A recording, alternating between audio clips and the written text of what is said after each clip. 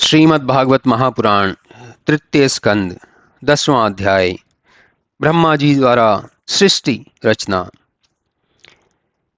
विदुर जी ने मैत्रेय जी से पूछा, हे ऋषे, नारायण भगवान के अंतर्ध्यान होने पर लोकों के पितामह ब्रह्मा जी ने किस प्रकार से प्रजाओं की रचना की?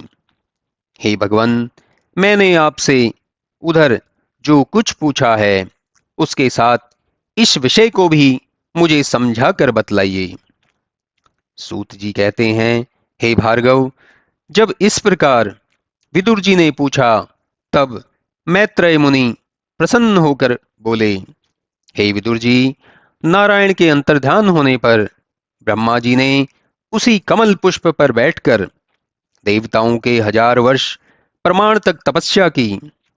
तत्पश्चात महाप्रलय के उस जल को, जो समुद्र की उत्ताल तरंगों के समान उमड़ रहा था, उठाकर आकाश में व्याप्त कर दिया।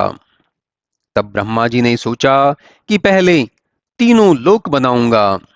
ऐसा विचार वे कमल के भीतर प्रवेश कर गए और उन्होंने उसी एक कमल का लोक रूप से 3 विभाग किया, जिसके 14 और इससे भी अधिक विभाग हो सकते हैं। कामना वाले मनुष्य इन्हीं तीनों लोकों में रहते हैं। जब मैत्रेय जी ने ऐसे कहा तब विदुर जी ने उनसे पूछा, हे भगवान, आपने जो विष्णु जी का काल नामक लक्षण कहा है वह यथार्थ रूप में जैसा हो उसका हमसे वर्णन कीजिए। मैत्रेय जी बोले, हे साधो, काल ईश्वर का एक उपादान कारण है।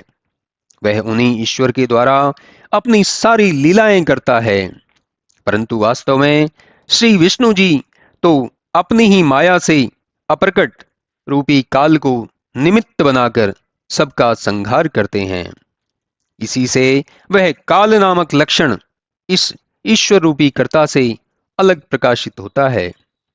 हे साधो, इस समय जैसा संसार है वैसा ही पहले भी था और आगे भी रहेगा, किंतु यह द्रव्य और गुणों द्वारा 3 प्रकार से प्रलय को प्राप्त होता रहता है। यह सृष्टि प्राकृत तथा विकृत 9 प्रकार की है। पहली सृष्टि विष्णु जी की एक से बहुत होने की कल्पना है।